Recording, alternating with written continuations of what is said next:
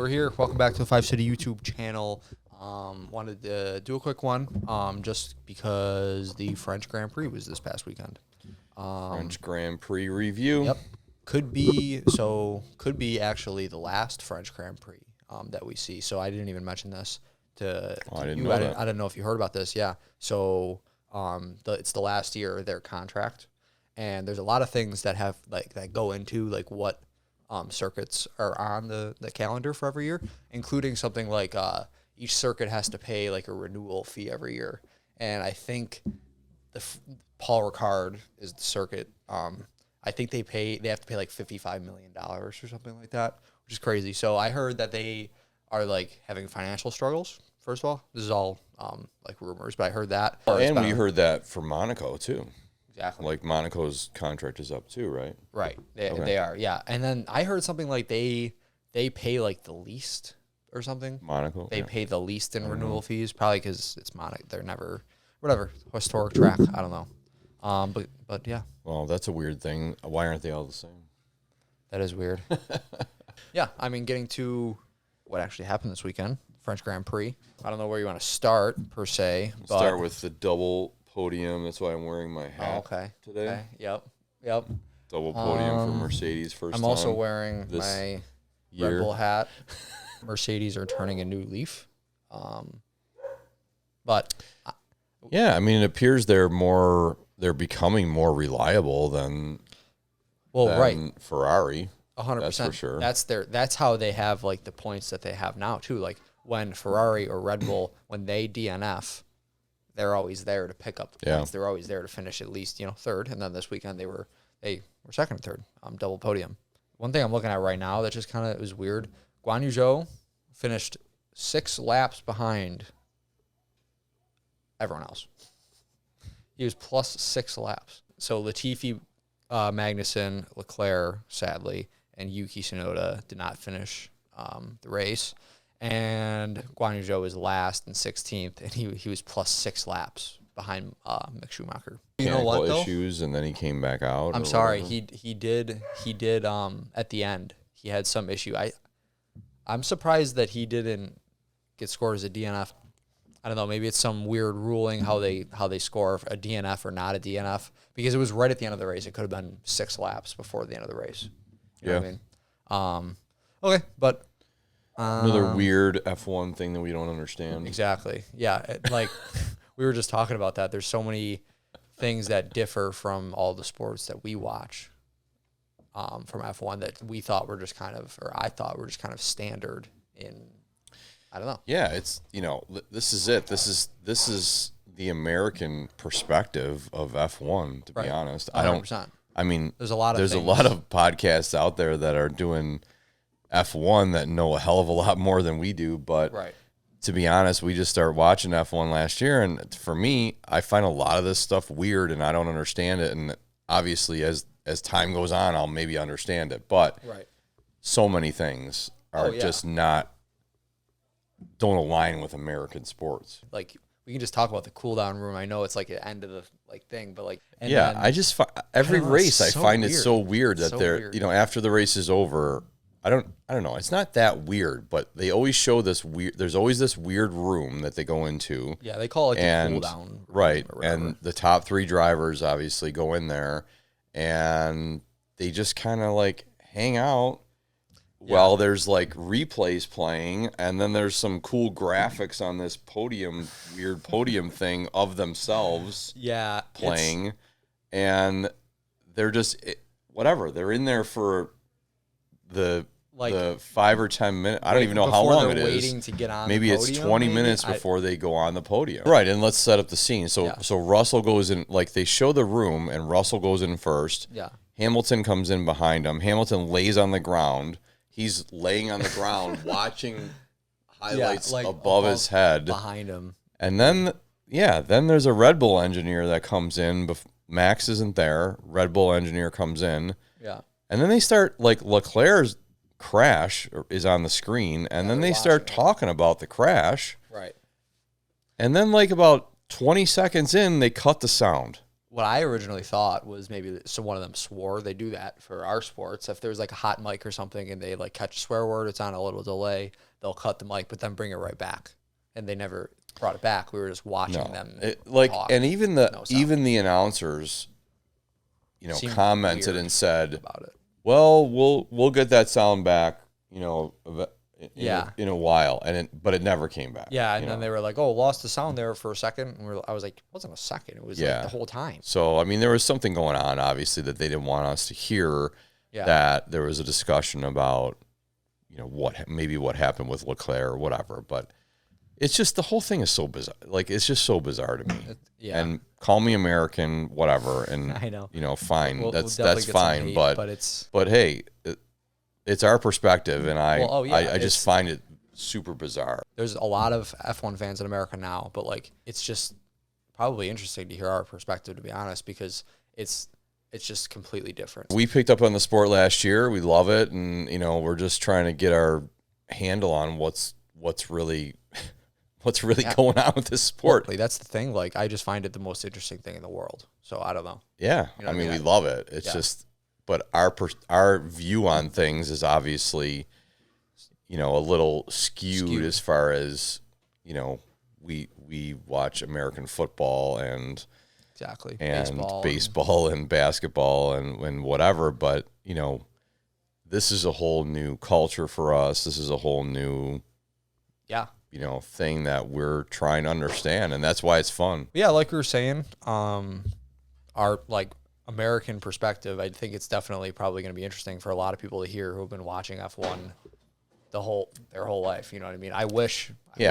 We'll take a lot of heat because we're rookies and we don't know what the hell we're talking about, but whatever. But we're not trying to act like we know what we're talking about. You know what I mean? I mean, we don't have any professional opinions or we're just super amazing analysis of this whole thing, but I feel like we're just so, like you were saying before, intrigued, interested.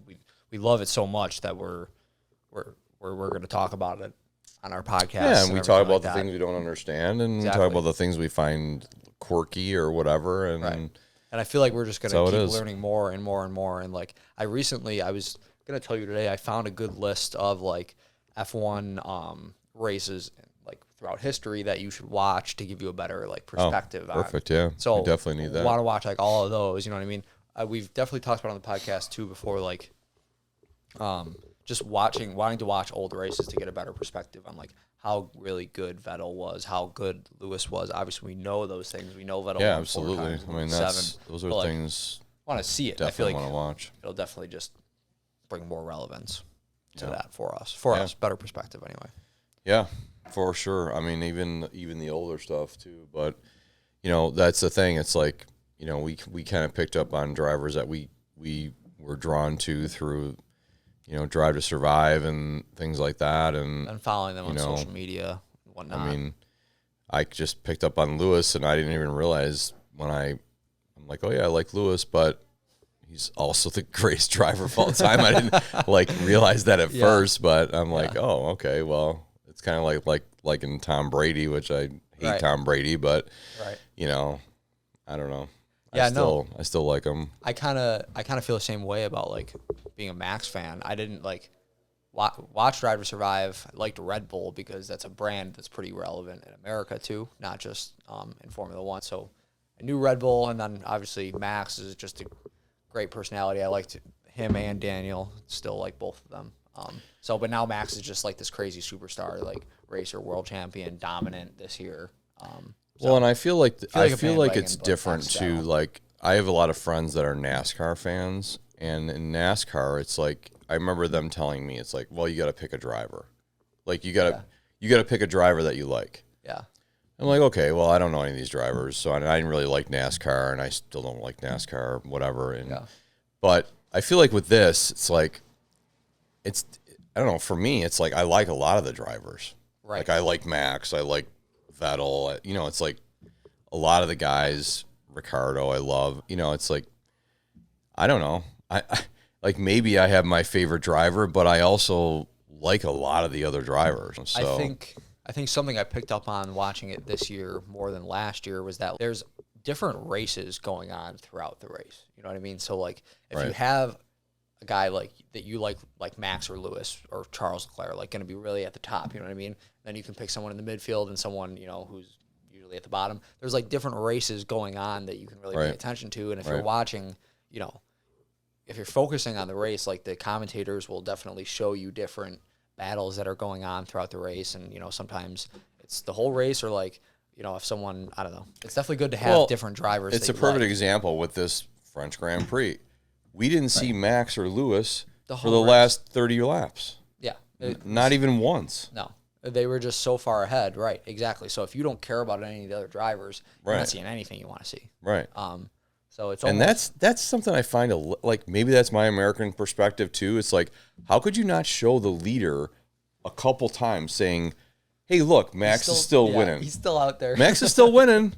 I know they didn't. Lewis is like they didn't even 8 seconds behind. Max is still winning, but it was like zero mention of and then like who was winning. You know, it's like obviously we knew who was winning, but it's like, hey, here's a little clip of Max, just so you know he's doing great. Yeah. Like we didn't see him for 40 laps. He rode 40 perfect laps. We didn't see any of them. I know it's true. No, it's true.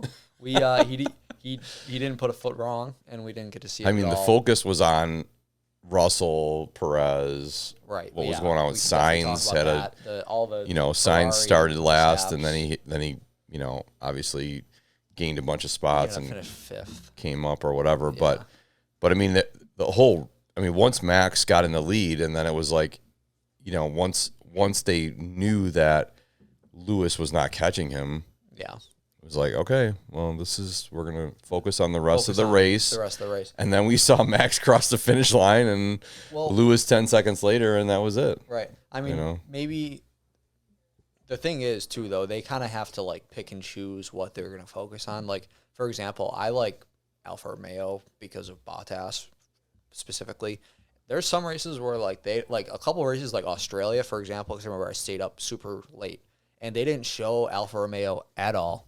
And Max DNF, so I was like up late at like 2 a.m. watching this race for literally nothing. Like they didn't talk about Bottas at all. I remember. Yeah. So like even like some of these other drivers that are not just pulling away with every race, like sometimes they just like miss it. If they're having a boring race, like they won't be on the commentary like at all. The commentary. Commentary. It's commentary. Commentary. I think I said commentary. I didn't say it. Or is it commentary? Is that how you say it? They say it? commentary. Is that the commentary box? Commentary? Is that how that's how we say it though, right? We say commentary. Yeah, I know. They say commentary. Yeah. I thought degradation was a special pronunciation, but it's not. It sounds like it. It sounds like it. There's a lot of them that we're trying to keep up with. Debris and stuff like that. Garage, yeah. Yeah, so we can get into the race. I mean, yeah. I don't know. I think the start of the race, it was, you know, Leclerc leading for, I don't know, how many laps? 15 maybe? I was going to say 13, 14 laps, something like that. Yeah, I mean, and, you know, they were talking, the talk was that Max was going to catch him and his tires were degrading and things like that. But, I mean, you know, Leclerc basically took himself out of the race. And well, yeah, so that was the big story of the day. Besides, I mean, Carlos, some pretty cool stuff too. But, yeah, he lost the rear of the car and just went driver error, I guess, you know, into the wall. Yeah, something with the throttle or whatever. I don't know what, you know, something he did wrong. So the thing, he was having issues with the throttle in the last race, where he would like basically lift off the throttle and it wouldn't slow down right away. So like it was definitely off. And I think originally he thought that it was like in the, I don't know, in the radio message, he said something about the throttle before he like screamed, which was kind of hard to listen to. But he said something about the throttle, and then they kind of, I think they both, after the race, the team and Leclerc said it was a driver error, like completely. It wasn't anything wrong with the car. But maybe that just, Max. What I was gonna say in like a lesser harsh way is that Max wouldn't do that. You know what I mean? Well, yeah. I mean, that's like he's not gonna put a foot wrong and really wreck the car for no reason. The weird thing was, too, is that Leclerc, it was on a turn. It was not at a high-speed turn. At that point, he was trying to save his tires. Like you were saying, they were degrading, so he was trying to like lift and coast a little. Yeah, So I don't mean, know. and that's look at that's maybe our American perspective too. Is that look, some guys are just better than others. Yeah. That's what it comes down to. Maybe Leclerc, maybe he's not as good. He's definitely one of the top 5 drivers in the world, but Yeah. but maybe he's not, Just not as Max Lewis territory. Yeah.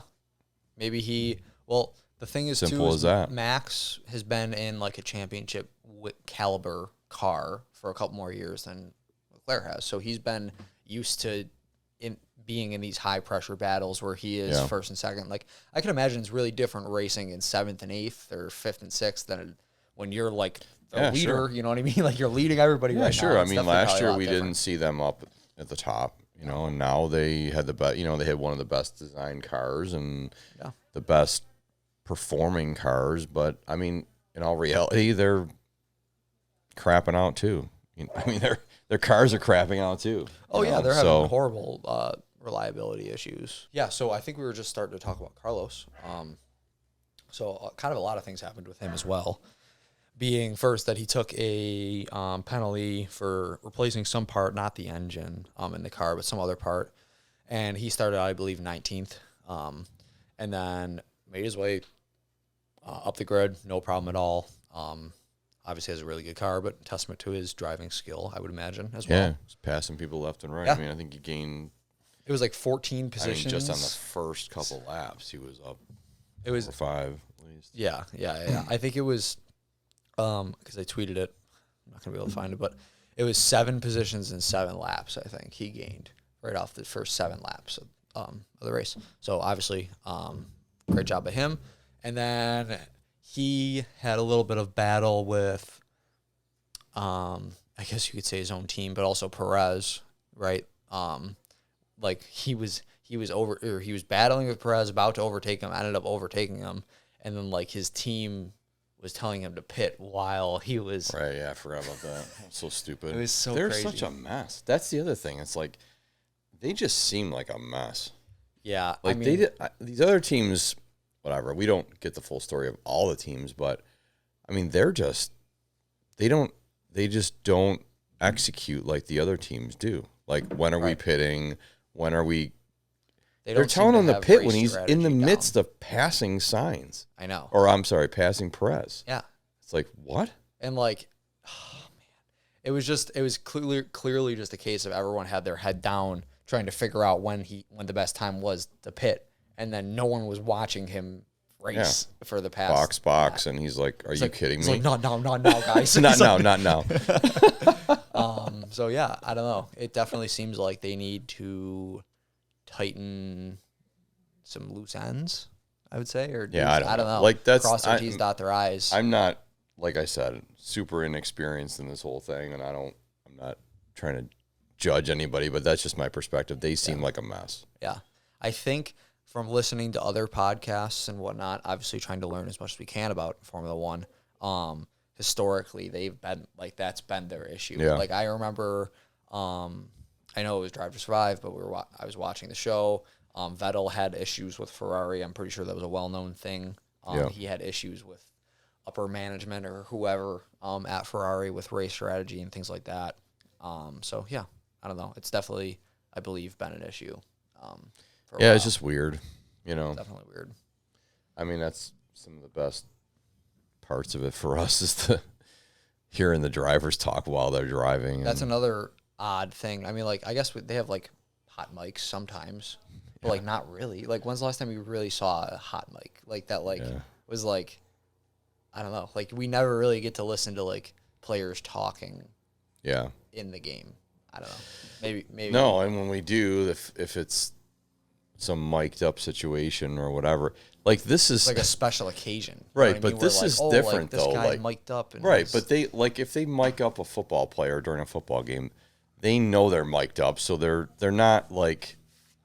I mean, they're like, they know they're mic'd up. They know that like, everyone's listening, and they're going to filter what they say. Yeah, exactly. And they do that all the time. Like, when they mic up Josh Allen, he's like, "Well, yeah, just so you know, I got the microphone on." Yeah. Like, if he goes up to somebody, he's like, "Yeah, okay, just so you know, I'm." Or he's probably like, "Hey, say something for the microphone." Yeah. Like, you know what I mean? We Right. have to get some good clips or something. But I mean, in the contrary, it's like these guys are all mic'd up, and yeah, the broadcast chooses what they decide to play, but it seems like every time there's a mic moment that they stop talking and they flash it on the screen, right? And it's like, here's what they said, right? Right. So yeah, no, I think it's pretty frequent. It's great. I think they should just do it as much as they can because it's funny to. I think it's one of the best parts for me. I always every time I see the box come up where it's like Verstappen, and then it's the radio signal. Yeah, I'm like, oh shit, what's he saying? Yeah. You're like, shut up. Yeah. I can't wait to hear what he's gonna say. That's literally one of the better parts of watching Formula One is just because like I can only imagine like the road rage type of thing they experience. Like obviously you hear them yelling and screaming. Like they must get so mad. I would get so mad. Tensions are so high, risks are so high. I almost think they would get more. Like I think they're so used to it that unless something really tragic happens. Yeah. But I don't know. Let's dependent on the driver. Let's talk about Russell and how mad he was constantly talking about how when Perez tried to pass him. That was the last thing I wanted to talk about for the Grand Prix was that battle. Yeah, so let's move into that. Well, and that was what I'm saying is that he was being basically a baby the whole time, just saying that. Whatever. He was constantly on the microphone. Yeah. He was constantly on the microphone. I mean, I don't know. They showed it to us 3 or 4 times. Maybe, obviously, it was more than that. Maybe even. But yeah, I was gonna say. But I mean, he was constantly complaining that, according to the new rules or whatever the new rules are, that he left Perez enough room, and Perez went off the track and got in front of him or whatever. This is something that I actually did learn. Well, I didn't learn. This is what George Russell said it like in the post race. He said that the new rules, I guess, if you're on the inside, his front tires have to be before Perez's rear tires, which doesn't make much sense. I always thought it was more of like a front to front tire kind of thing, like who has the corner. Perez clearly had the corner. I don't think anybody was really arguing for George Russell. Like even from Mercedes, they kind of were just like. Toto got on the microphone and told him basically to shut up. Yeah, he's like, stop talking about this. You can pass him. Pass him anyway. You'll be able to pass him anyway. Right. I mean, that was like they said that was only like the second time Toto ever like this season got on the microphone. Yeah, that's what they said. He he hasn't at all this season really get on. I mean, where they showed on the broadcast, but that move was definitely risky. Looks like something I would try in the video game. But whatever, I guess he thought he had it. And but like I said, I don't know what it's like we're not up on the new rules and all that stuff. But maybe George had a case according to the new rules. But I mean, we don't know that. But I mean, I didn't agree with whatever American perspective, he came across as being a baby in that. Oh yeah, I think a lot of people thought though he was not. Whatever, he was being stupid about it. But then he had a really nice moment. Virtual safety car comes around, right? And he's behind Perez. He's in 4th. Perez is in 3rd. Right? And as the virtual safety car is ending, whether it was Perez was sleeping, George got the better jump, whatever it was, George was able to go past him. I tried to do a little research on like what actually happened. I'm not clear on how they get informed when the virtual safety car is ending. Yeah, we got to find that out. I believe, again, if I'm wrong, let us know.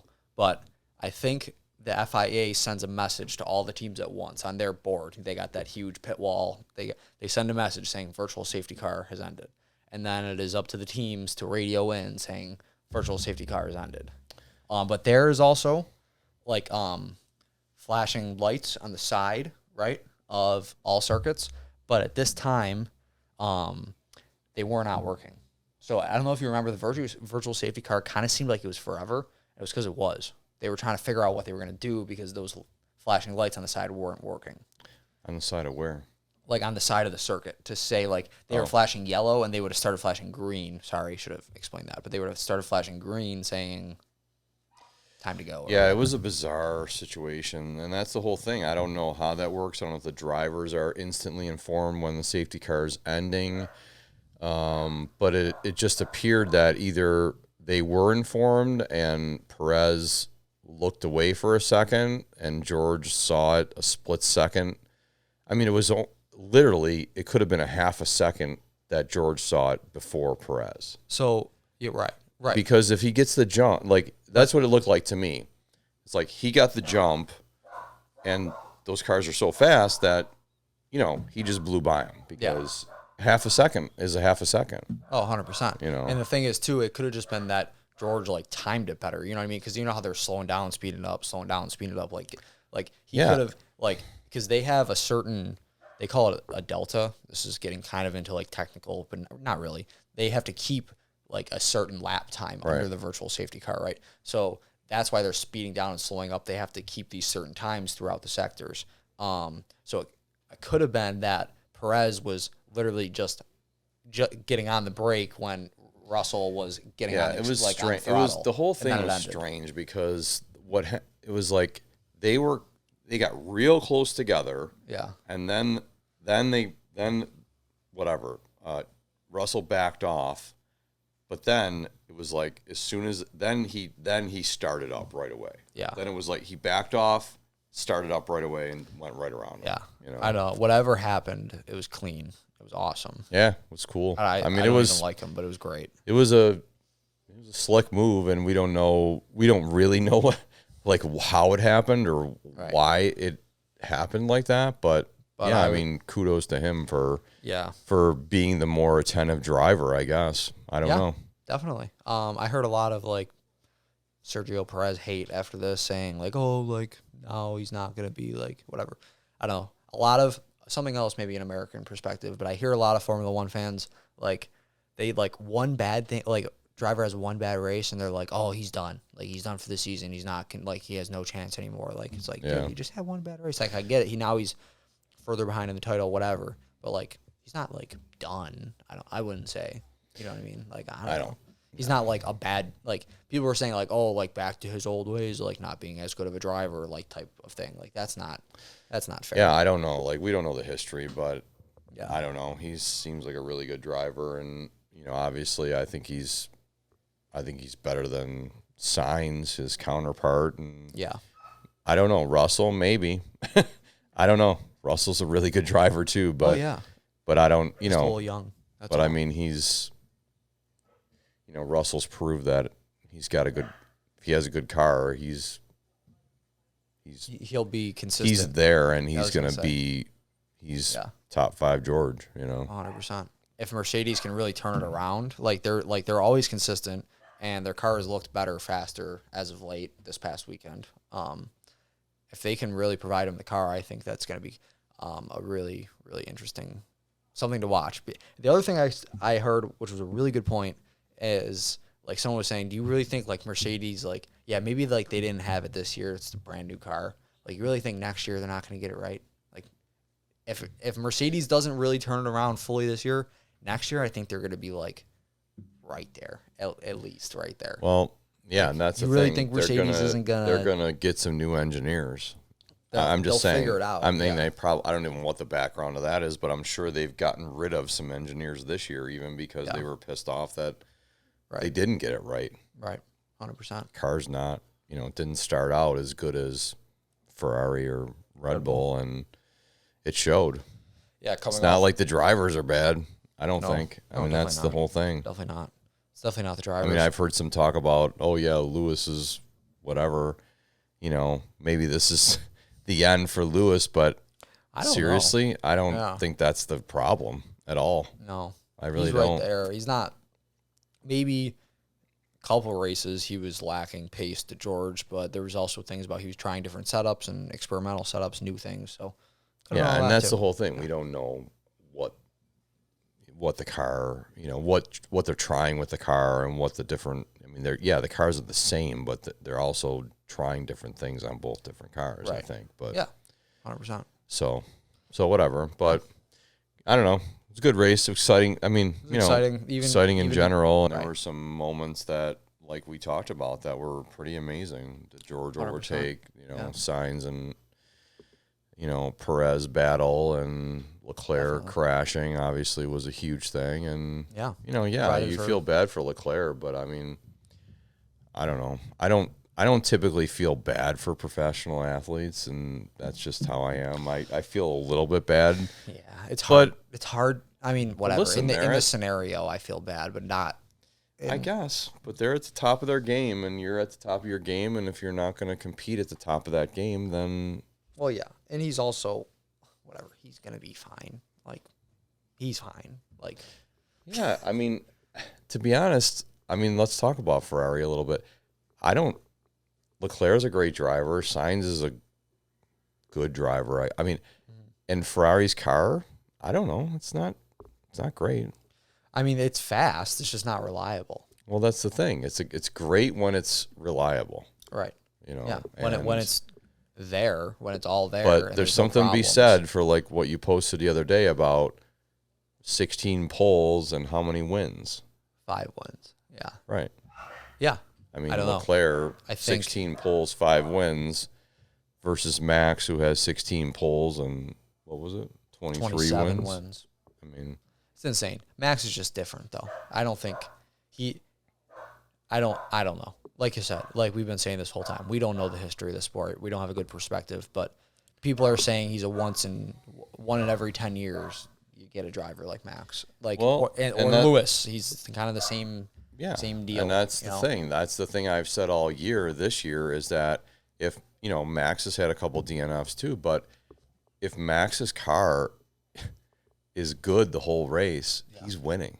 Like there's no doubt in my mind. If you tell me Max's car is going to be great the whole race, then I'm going to tell you 99% he's going to win. Right. For sure. And it was last week, right, where he kind of like finished like 3rd or 4th, like he had some lodge in his car or something crazy like that. Yeah, he had AlphaTauri part lodged in his car. Yeah, a bad day for Max Verstappen is 3rd. Like, you know what I mean? A bad day for Charles Leclerc is spinning it into the wall. Yeah, I mean, shit happens, but that wasn't his fault. Number one, that was the car's fault. Oh, yeah, no, that's what I'm saying. He did everything he could, and like I said, if the car's good, he's winning. Yeah, like 100%. that's just how I view this sport, and right now, current and, what I like to see Lewis. As a Lewis fan, I'd love to see Lewis and Max have those battles that they had last year. I know, yeah, but I'd more like to see Lewis have those battles with Leclerc and Max this year. Yeah, right. I mean, we've yet to see that. We've yet to see that real 3-man battle it out. For sure. I mean, that's what I really want to see this year. Yeah, and hey, with the new regulations, it seems like it's going to be a little more possible than last year, for sure. So let's wrap it up. I mean, that was a good race, and like I said, that was kind of our thoughts, and whatever, you can like our American perspective or not, but that's just the way we do it, and that's the way we see it. We're learning the sport, and we're trying to figure it out, and we're loving it every step of the way, and I think that's the part that's fun, is that it's a new sport for us, and learning something every time rather than talking about sports I've been watching my whole life, like baseball and football and stuff like that. I mean, this is interesting to us, and definitely, just trying to bring a different perspective on the whole thing. Yeah. So no, definitely, I agree, and I think we are bringing a new perspective to anyone else who's talking about this. So yeah, I think it's good. Yeah. All right. Good deal. Good race. We'll see you next week for a little recap. We got one more race before the summer break, so we'll see you then. Really appreciate it. Budapest. Yes, sir. All right. See you guys later. Peace.